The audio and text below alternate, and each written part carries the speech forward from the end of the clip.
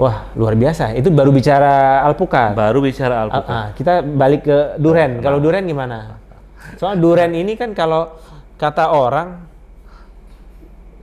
kita nanam duren, satu buah duren itu bisa setara dengan 1 gram emas. Persis.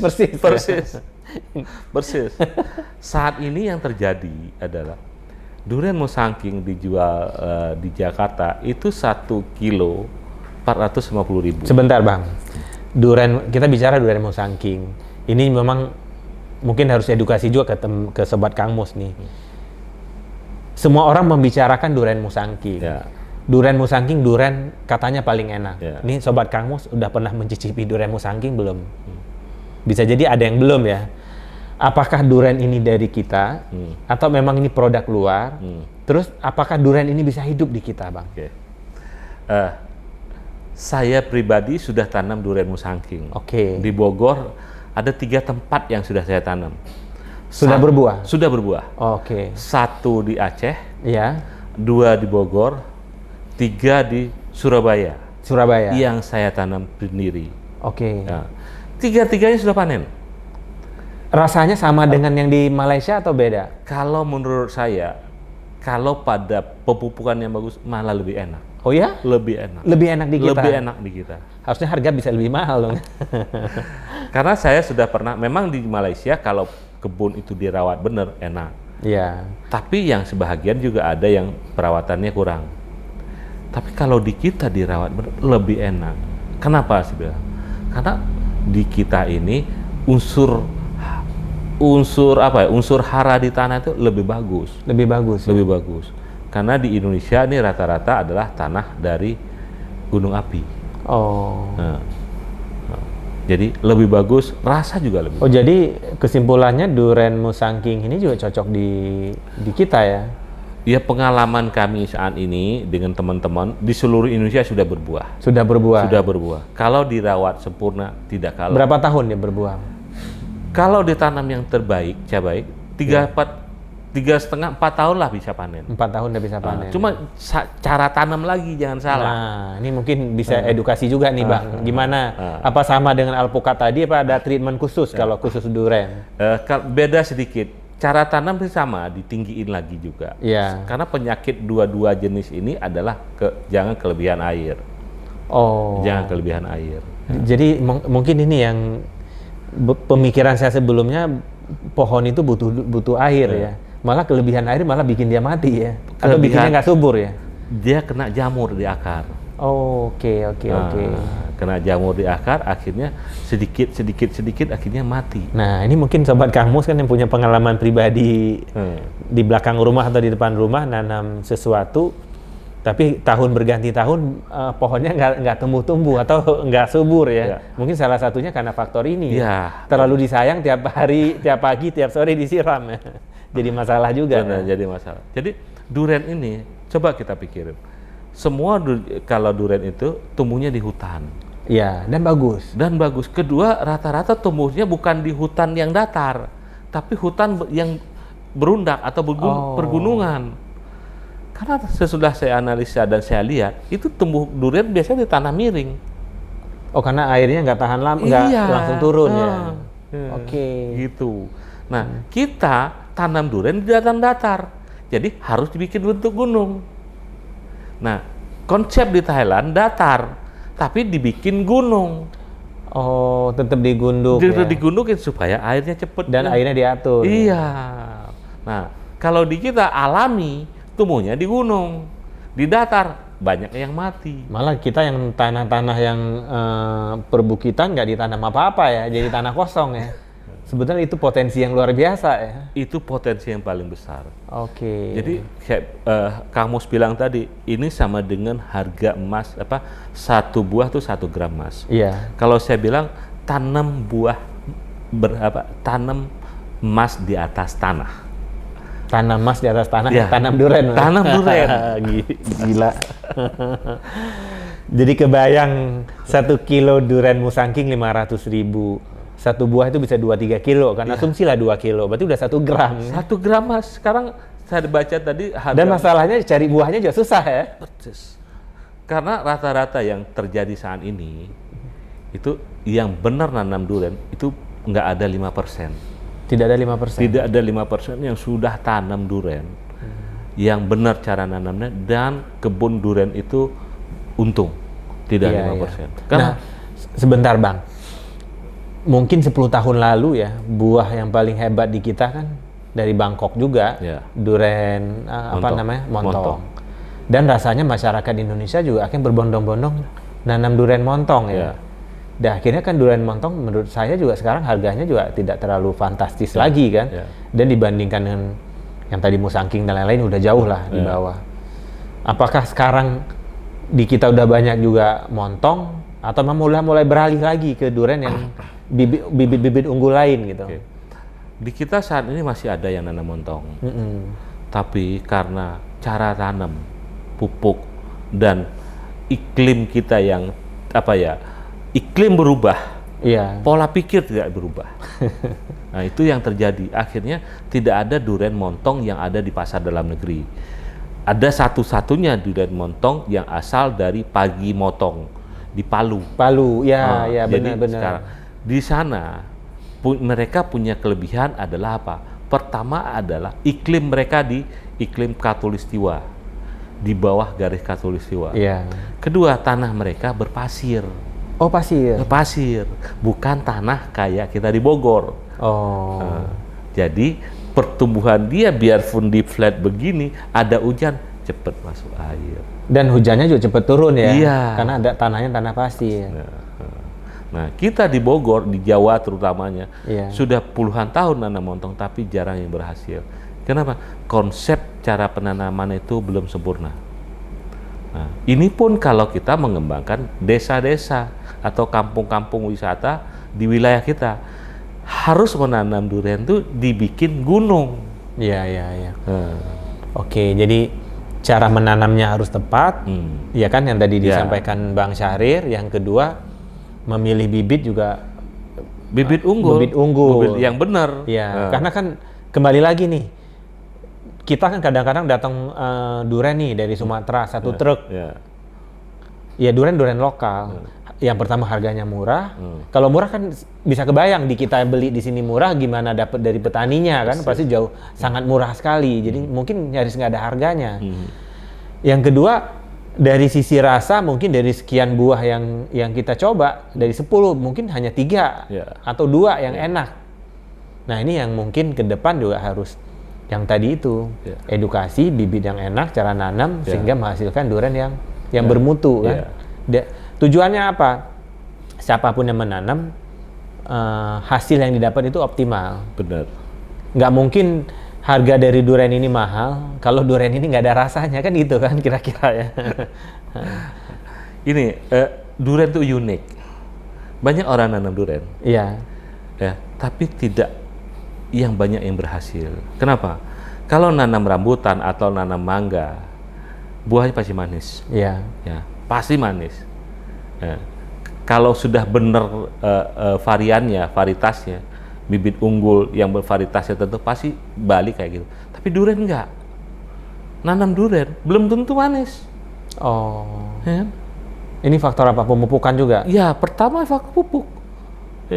Pertama saya air tadi. Oke, air. Kalau pupuk dia sistemnya gimana? Pupuk ada cara bisa dicor atau dicairkan, Iya. bisa juga di spray, bisa juga ditabur. Semprot ke daunnya ya? Jadi sistem kalau kita menanam durian pertama harus ngerti pupuk pertama cara tanam. Waktu itu pupuk masa pertumbuhan. Iya. Sesudah masa reproduksi, pupuk masa bagaimana mengeluarkan bunga yang banyak. Biar keluar bunga banyak. Iya. Yang ketiga, bagaimana pupuk supaya bunga dan pentil jangan rontok. Oke. Nah, keempat, pupuk bagaimana pengisian buah sehingga buah itu bentuknya sempurna. Oh, itu pengaruh pupuk juga. Pengaruh ya? pupuk juga. Bukan karena jenis buah. Bukan. Maka kadang-kadang durian kan ada yang Ada bengkok. jadi ada bengkok, tapi kadang-kadang durian yang ya terutama musangking mungkin karena faktor apa namanya treatmentnya udah tepat ya. Jadi duriannya enak dilihat gitu, semuanya berbentuk bagus Ya. gitu kan. Nah, yang terakhir adalah pupuk untuk kualitas buah. Oke. Ya, setelah dia buahnya bagus, bentuknya bagus, sempurna, bagaimana buah memaniskan buah itu jadi manis, buah jadi pulen, Oke. buah jadi rasa teksturnya lembut. Oh. Nah, itu pupuk ada pupuk lagi di sini. Nah, satu lagi kadang-kadang durian itu kan banyak yang kita buka dalamnya busuk. Ya.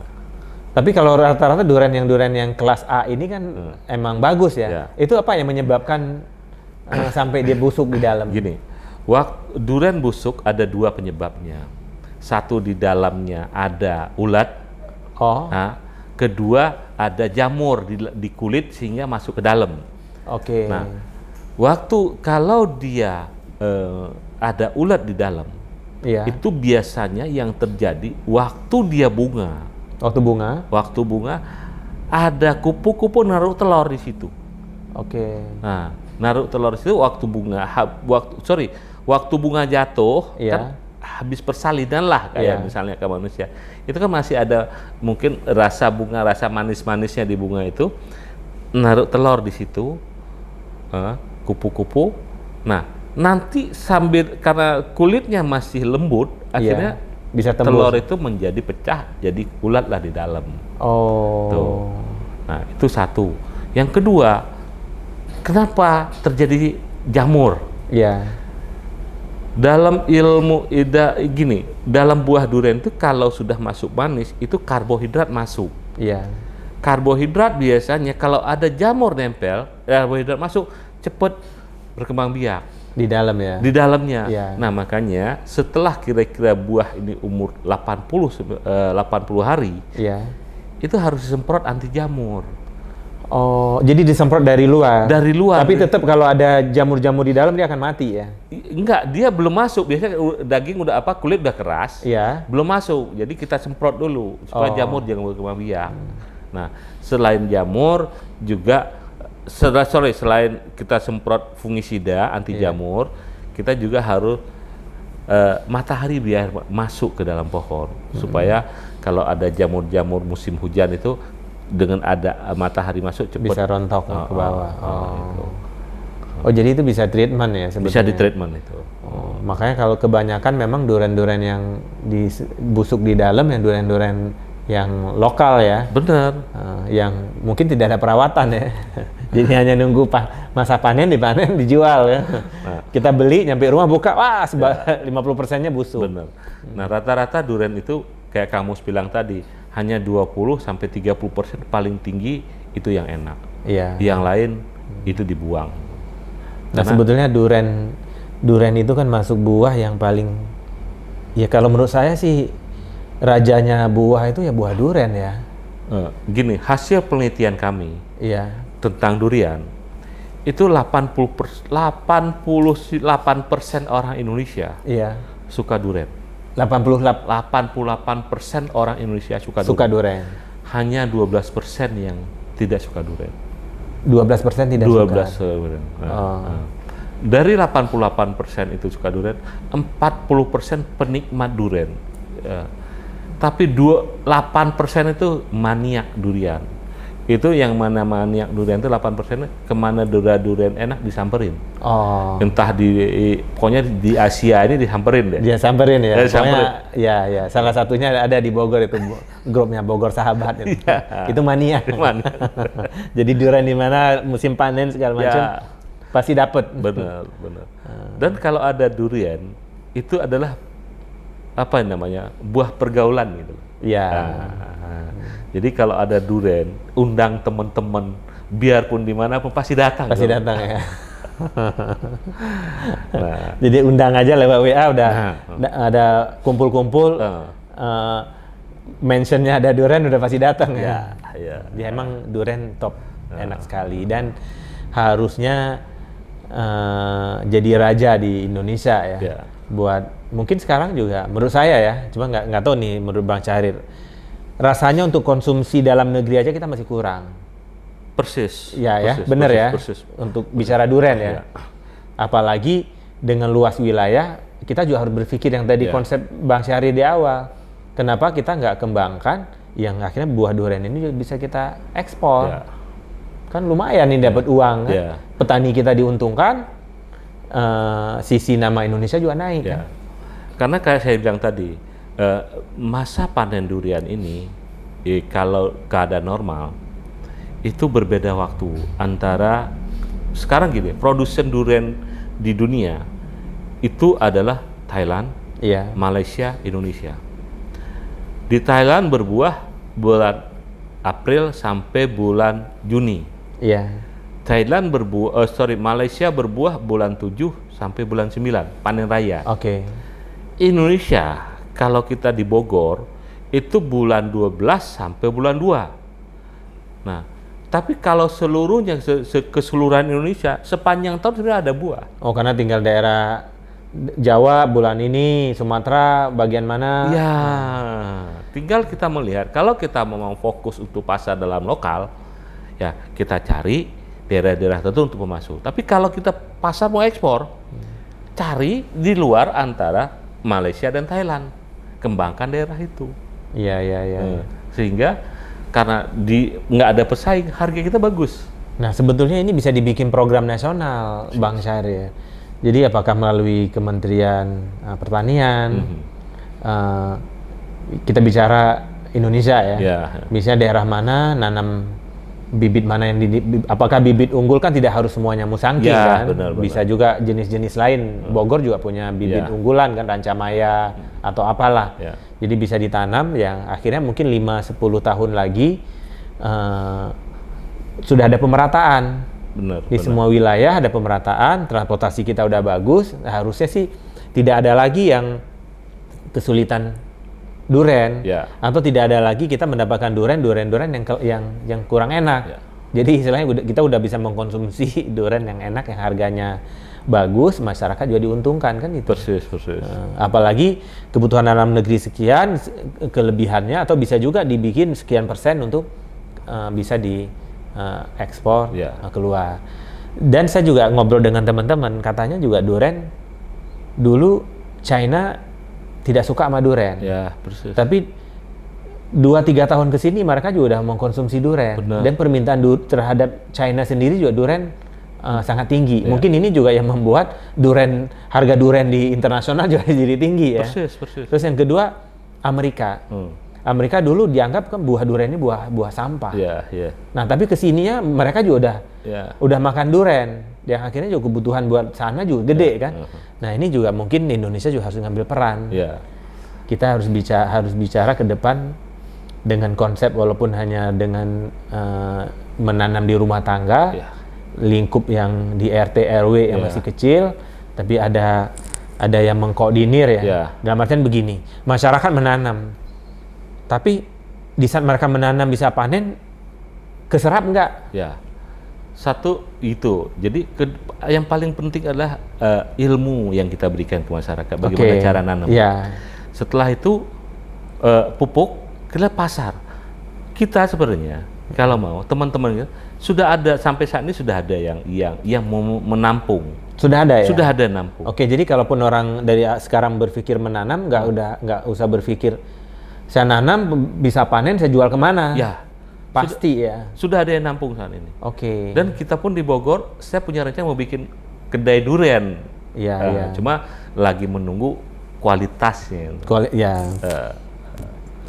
Sebetulnya kita makan, misalnya gini, kita beli durian 5, yang bisa kita nikmati hanya 1,5 misalnya. Sisanya bisa busuk, bisa rasanya kurang enak gitu kan.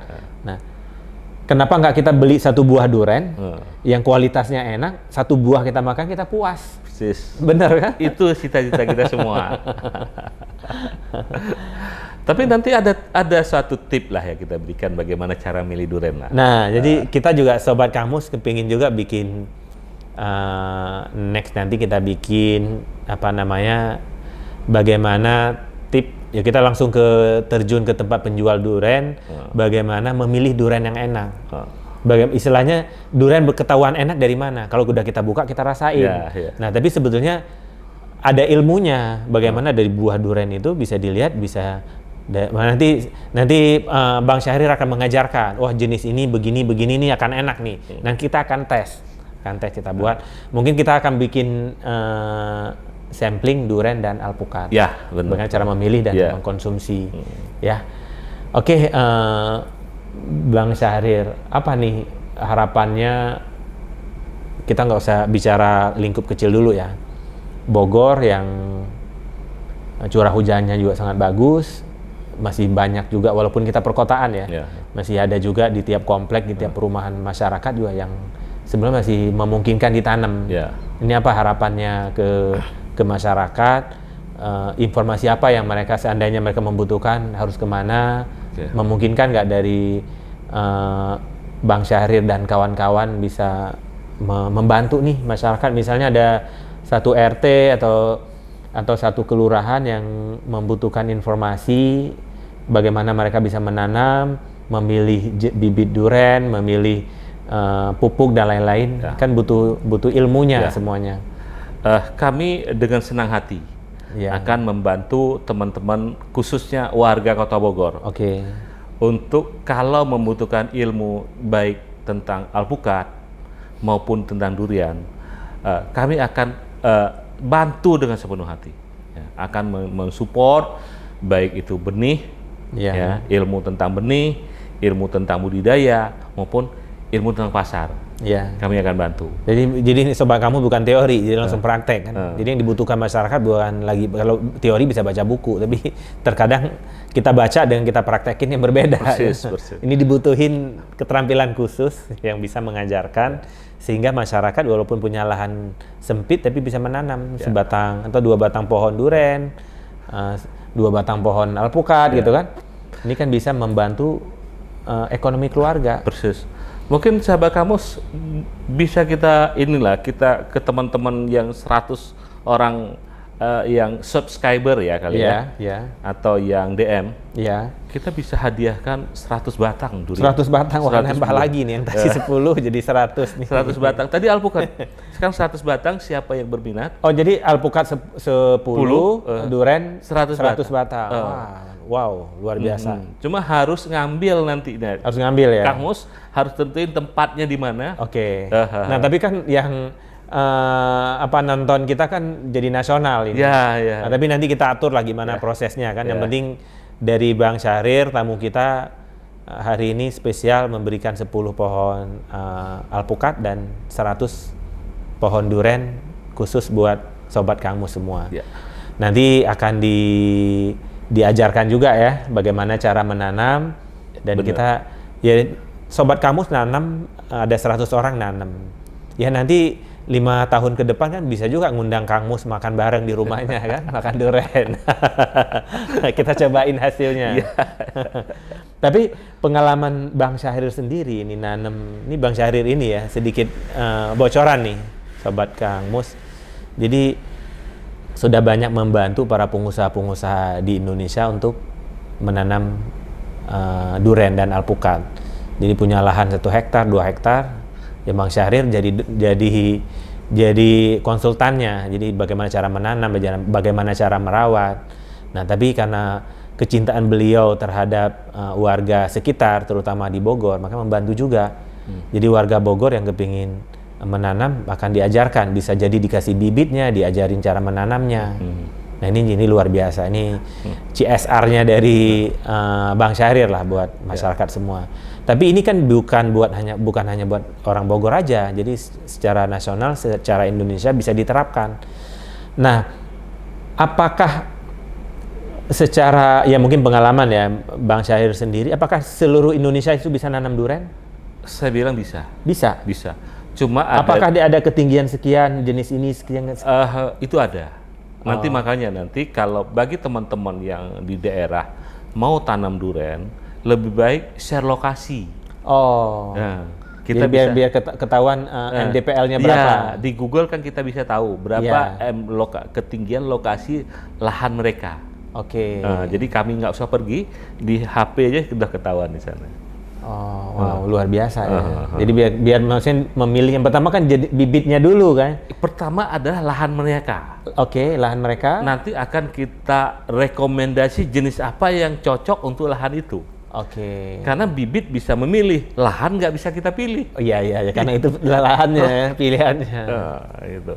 Oh, jadi nanti tinggal cari bibit di sekitar mereka ya. Ya, di sekitar mereka. Membedakan bibit kan tadi banyak jenis, ada musangking lah, rancamaya, ada gudur hitam, segala bawor. Itu ada karakteristik tersendiri atau bagaimana? Setiap tanaman itu punya karakter sendiri-sendiri. Oke. Karakter yang ditunjukkan kalau manusia muka dan bentuk ada. Iya. Kalau di pohon durian maupun alpukat daun. Bentuk daun berbeda antara satu jenis sama jenis lain. Pasti berbeda. Nggak mungkin sama. Tidak mungkin sama. Wow. Saya belum tahu, tapi harus tahu, nanti harus belajar. Top nih, luar biasa. Oh, jadi dari daun membedakan ini jenis apa? Ya, tinggal orang sudah pengalaman nggak? Pengalaman dari, kalau kami lihat pohon dari jauh udah tahu ini pohon apa. Nah, satu lagi nih, mungkin banyak juga sobat kamus juga nggak paham ya. Kan kita melihat kadang-kadang pohon durian itu ada yang 1 batang, tapi ada yang 2 batang, tapi ada juga yang 3 batang, jadi ke mengerucut ke atasnya jadi satu pohon. Itu apa membedakan? Ini begini, ini ada sebenarnya dulu ilmunya ini awalnya untuk manggis. Untuk manggis. Nah, karena manggis terlalu lambat bergerak, makanya dibikinlah kaki 3 supaya fungsinya adalah untuk mensuplai makanan sebanyak mungkin supaya dia cepat naik. Oh, jadi dari 3 sumber ke atasnya satu. Itu prosesnya apa? Cangkokan atau? Itu tetap dibanyakin kakinya, ditambah kakinya, tetap 1 awalnya. Jadi dari awal diokulasi atau disambung, yang atas 1 ke atas, ini cuma kakinya ditambahin supaya untuk mempercepat pertumbuhan. Tapi yang dihitung jenisnya itu tetap aja 1 atas. Yang atas. Yang atas. Oh. Yang ini hanya untuk support aja. Berarti ini istilahnya 1 batang dengan 2 batang pasti lebih bagus 2 batang. Harusnya begitu. 2 batang dengan 3 batang pasti lebih bagus 3 batang. Tapi kalau pohon sudah segede gini udah nggak ada artinya lagi. Oh. Jadi waktu kecil aja dia setahun. Itu untuk proses pembesaran di awal. Selanjutnya nggak ada fungsinya lagi, sama saja. Wah, kita bicara buah pohon durian ini mah nggak ada ininya ya. Jadi saya malah jadi kepengin makan durian ini. Sayang tamu kita ini nggak bawa durian malam ini, tapi nggak apa-apa. Oke, sobat Kang Mus semua, kita bincang-bincang dengan Bang Syahrir ini tidak akan ada habis. Ini baru kita bicara durian dan alpukat. Sebenarnya produk lokal kita juga yang sangat mendunia, ada satu lagi manggis. Ya, manggis. Manggis ini kan ratunya buah ya. Durian rajanya buah, manggis ratunya buah. Tapi sedikitlah tentang manggis. Manggis itu kan kalau saya baca ya itu memang buah lokal. Ya. Prospeknya bagaimana? Prospek manggis pasarnya cukup bagus. Cukup bagus ya. Cuma yang masalah di manggisnya lama. Apanya? Waktu kita tanam tuh agak lama berbuahnya. Prospek pasar cukup bagus. China, semua Eropa, negara Amerika itu pasti nerima buah. Butuh manggis. Butuh manggis. Nah, cuma masalahnya kadang-kadang di Indonesia adalah budidayanya yang nggak benar. Akhirnya yang terjadi hanya 20-30% dari produksi buah yang bisa diekspor. Jadi ada faktor budidaya yang belum tersosialisasi. Ada satu pengusaha besar yang sudah tanam manggis 70 hektar di Bogor. 70 hektar. 70 hektar. Mungkin saya rasa 70% dari tanah itu ditanam manggis. Sekarang sudah produksi. Beliau eksportir, lalu kalau buah-buah yang jelek itu mereka bikin apa yang namanya kulit manggis itu. Tapi berarti produksinya buat ke luar negeri ya? Dia ekspor ya. Wah, keren. Jadi sobat Kang Mus semua, dengan jadi pengusaha di bidang pertanian sebetulnya juga banyak pengusaha-pengusaha sukses. Dan kita sebenarnya sangat mendukung dari sisi iklim kita. lahan kita masih banyak tanah-tanah yang kosong yang memungkinkan, apakah itu dikerjasamain atau disewa pakai ya. Jangka panjang yang akhirnya bisa memberikan kontribusi buat masing-masing dari kita. Benar. Sebenarnya kalau sobat kamu kesulitan, wah saya pengen jadi pengusaha. Pengusaha apa? Apakah semuanya harus ke kuliner? Tidak juga kan. Bidang pertanian sebenarnya membuka ruang dan banyak yang tumbuh pengusaha-pengusaha baru di pas pandemi kemarin. Yang akhirnya juga setelah mereka 2 tahun menanam, yang sekarang juga udah mulai ada yang menikmati hasil. Jadi memang kita juga mengajak masyarakat kembali ke fitrahnya Indonesia ya. Kita negara kepulauan, agraris yang semuanya kita punya, yang bagaimana yang dibutuhkan satu, niat dari kita mau menanam dan mau merawat. Mau belajar. Mau belajar ya. Mau belajar. Oke, Bang Syahrir, apa pesan terakhir buat sobat kamu semua di ujung perjumpaan kita ini?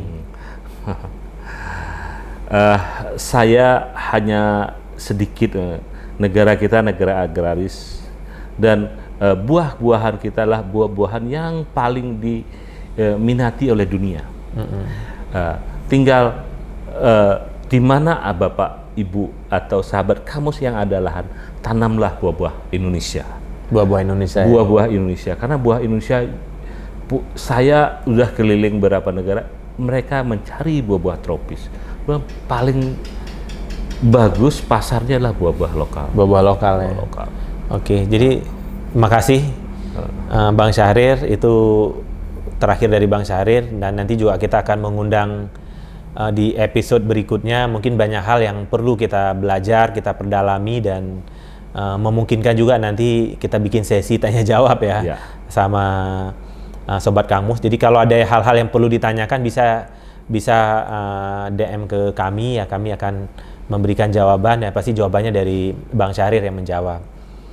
Jadi demikian sobat Kang Mus semua, episode kali ini yang sangat inspiratif, memberikan inspirasi buat kita semua. Ternyata banyak hal yang bisa kita lakukan hanya dengan menanam 5 pohon di pekarangan kita. Semoga memberikan manfaat buat sobat Kang Mus semua, dan jangan lupa like dan subscribe YouTube kita, podcast Kang Mus Inspiration. Terima kasih, sehat selalu. Assalamualaikum warahmatullahi wabarakatuh.